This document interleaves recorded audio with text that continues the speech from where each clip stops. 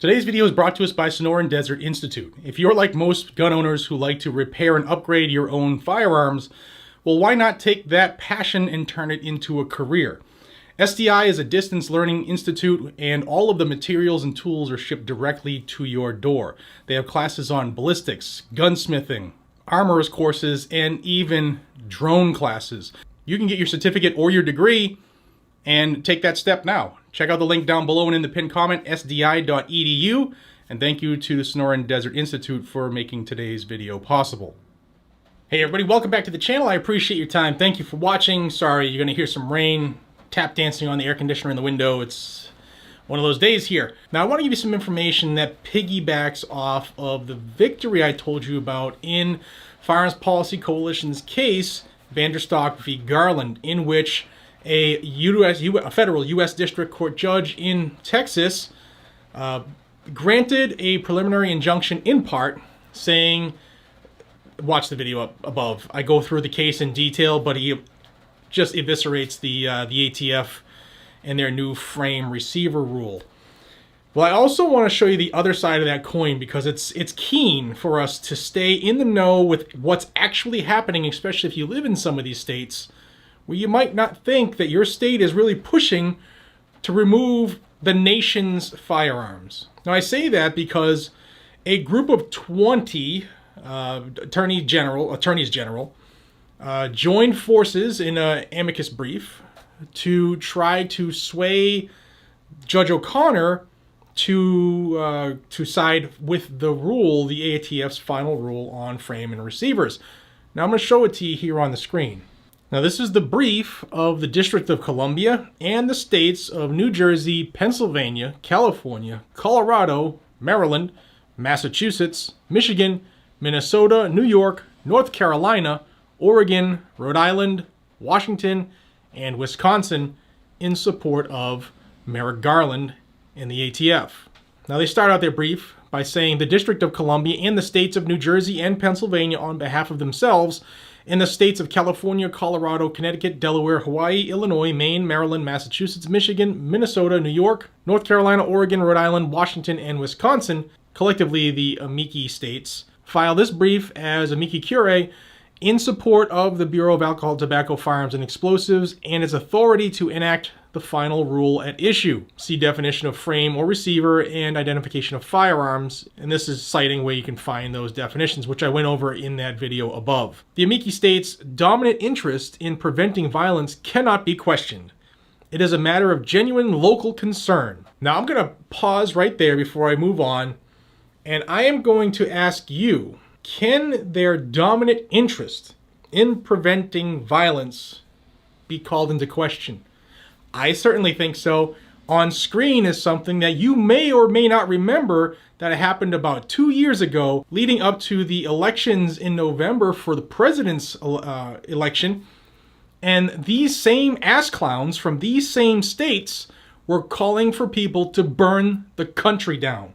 Ayanna Pressley from Massachusetts, she said there needs to be unrest in the streets. She's a congresswoman. Kamala Harris from California, protesters should not let up. Maxine Waters from California, if you see anybody from that cabinet in a restaurant, in a department store, you get out and you create a crowd and you push back on them. Speaking of President Trump's cabinet. And then good old Pelosi, also from California. I just don't know why there aren't uprisings all over the country. Maybe there will be. Now, those asshats were asking for violence. Public demands for violence, political violence. And we're supposed to believe that their dominant interest in preventing violence cannot be questioned. Off my soapbox and continuing on. In recent years, gun violence has exploded across the country. Yes, because their policies and their calls for violence led to that. Gun-related homicides rose nearly 35% between 2019 and 2020, reaching their highest level in over 25 years. At the same time, advances in firearms technology have contributed to the rapid proliferation of ghost guns, unserialized firearms that can be built at home from easily assembled weapon parts or kits, or partially complete frames or receivers is the rest of that. Their policies made it happen, and believe you me, I believe That was done intentionally. In fact, if you watch the channel, I told you what they were doing. They were creating an issue where criminals could thrive, people would be in fear, people would be hurt and targeted, crime would rise, they went soft on crime, they let people back out to re-offend, and then when their voters were saying, hey, we got to stop this, and then here comes the tidal wave, and that's where we are right now in the tidal wave. Got to get rid of guns. Guns are the problem. Not these criminals that we've empowered for the last 2.5 years. No, not our voter base.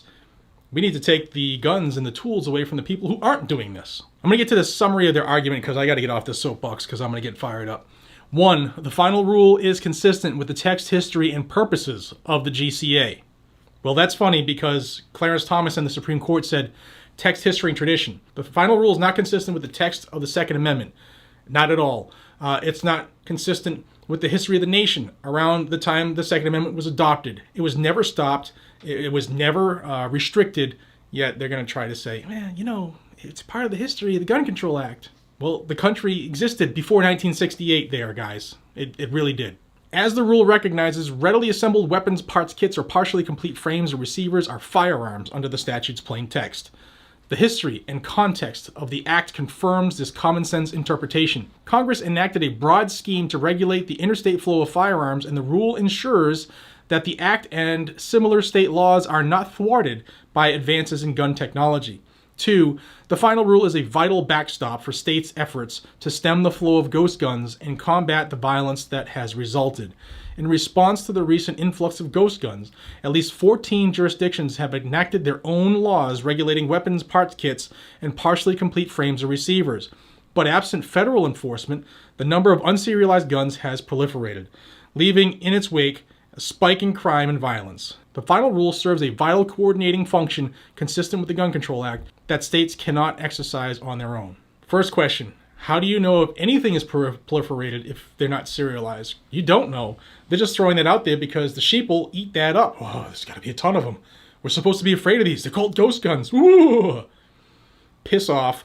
Text, history, and tradition. And that is it. And I'm so glad that Judge O'Connor saw through the BS to grant the initial partial injunction. Now that lawsuit is still going. I got a lot of people asking, well, when will the lawsuit be filed? This is the lawsuit. It is going forward.